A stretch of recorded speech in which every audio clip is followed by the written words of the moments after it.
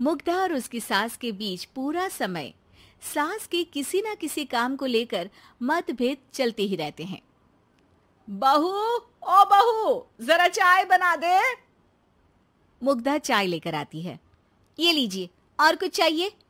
अरे नहीं, बस चाय पीने का मन था। जाओ, तुम दूसरा काम करो। चाय पीने के थोड़ी देर बाद सास दोबारा मुग्धा को आवाज लगाती है। अरे बहू रे, आओ बहू, जरा हलवा तो बना दे, मीठा खाने को मन हो रहा है। इसी तरह मुग्धा की सास पूरा समय कोई ना कोई काम बताकर उसे रसोई से बाहर तक निकलने नहीं देती। कभी चाय, कभी हलवा, कभी पानी तो कभी दूध, हर समय खाने को चाहिए और उसके लिए अपने हाथ पैर बिल्कुल नहीं हिलाने। परेशान किया हुआ है इन्होंने।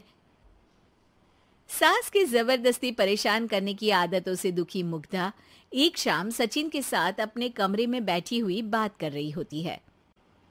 सुनो जी, मम्मी जी की ये जानबूझकर मुझे परेशान करने की फरमाइशों से मैं बहुत फ्रस्ट्रेट हो चुकी हूँ।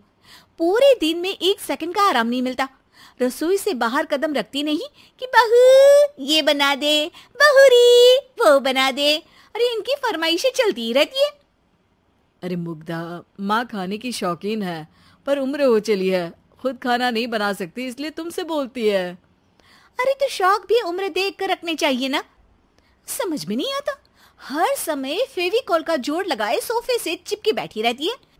इतना सब डाइजेस्ट कैसे हो जाता है उन्हें? अरे तुम मेरी माँ से इतनी नफरत कैसे कर सकती हो? मैं उसे नफरत नहीं करती जी, बस परेशान हूँ। जहां मुग्धा अपने पति से ये सब बोल रही होती है, वहीं उसकी सास भी कमरे के बाहर दरवाजे से कान लगाए सारी बातें सुन रही होती है और अगली दोपहर रसोई में मुग्धा के पास जाती है। बहू, आज ना मेरा कुछ मसालेदार खाने का मन है। तो चाय बना दूं? मुझे बहुत पसंद है।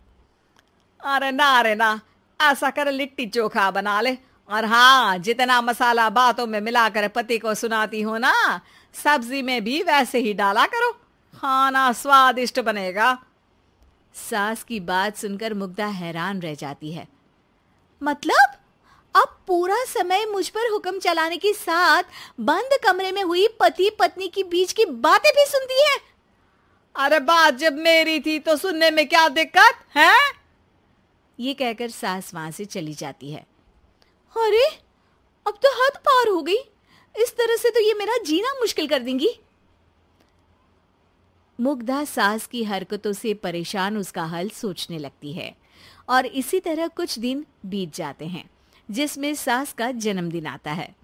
मुग्धा बहुत खुशी के साथ अपनी सास को एंड्रॉइड मोबाइल गिफ्ट करती है। मम्मी, आपको सबसे बात करने के लिए बहुत दिक्कत होती है ना, कभी सचिन तो कभी मुझे बोलना पड़ता है, पर इस मोबाइल से आपको कोई दिक्कत नहीं होगी। एक जगह बैठे बैठे बहुत कुछ कर सकती हैं अब आप। मोबाइल देख सासू माँ खुश हो जाती है, पर उसे इस्तेमाल करना तो आता नहीं, इसलिए साइड में रख देती है। जिसे देख मुग्धा घर का सारा काम छोड़ मोबाइल सेट कर सास को इस्तेमाल करना सिखाने लगती है, जिसके बाद अब सास पूरा समय मोबाइल में ही लगी रहती है। हाय, जब से मम्मी को मोबाइल मिला है मेरी लाइफ में कितनी शांति आई है। अच्छा है, इसी तरह बिजी रहे तो मैं भी सुकून की जिंदगी जी पाऊंगी। अब मुग्धा जब मन करे काम करना, जैसा चाहे वैसा खाना बनाकर खाना, पूरा समय रिलैक्स और खुश रहने लगती है। क्या बात है, आजकल तुम बहुत चहक रही हो। अरे मम्मी जी से छुटकारा जो मिला है, अब ना फरमाइशें ना छुप छुप कर बातें सुनना। अच्छा, तो मोबाइल गिफ्ट करने की ये स्कीम थी। इसी तरह दिन बीतते हैं और अब मोबाइल पर लगी सास फरमाइशों की जगह सवालों के लिए बहू को आवाजें लगाना शुरू कर देती है। अरे बहू सुन तो, देख जरा किसी का फोन क्यों नहीं मिल रहा? रिचार्ज खत्म हो गया है, पर अभी 4 दिन पहले ही तो मैंने किया था, इतनी जल्दी कैसे खत्म हो गया? अरे मैंने कल तेरी कनाडा वाली मौसी सास से 3 घंटे बात की थी ना। क्या? इतना महंगा तो मोबाइल भी नहीं आया जितना महंगा इसका रिचार्ज पड़ रहा है। इसके बाद तो जैसे मुग्धा के दिन के 24 घंटे में से 20 घंटे सास के पास उनके मोबाइल रिलेटेड प्रॉब्लम सॉल्व करने की ड्यूटी ही बन जाती है। अरे मुग्धा, ये मोबाइल में अचानक तेरी मौसी सास की शक्ल क्यों दिखने लगी? और ये तो हिल भी रही है। मम्मी, ये गूगल डुओ का वीडियो कॉल है। इसमें आप बात करने के साथ एक दूसरे की शक्ल भी देख सकती हो। अच्छा, ये तूने मुझे पहले क्यों नहीं बताया? अब बताने के लिए पहले नहीं बताया। इसी बीच सचिन भी वहां आ जाता है और सास अपनी वीडियो कॉल में बिजी हो जाती है। क्यों, सास बहू में क्या गपशप चल रही है? इसे गपशप नहीं, दिमाग का दही होना बोलते हैं। पर तुम तो मम्मी को मोबाइल देकर बहुत खुश थी, फिर क्या हुआ?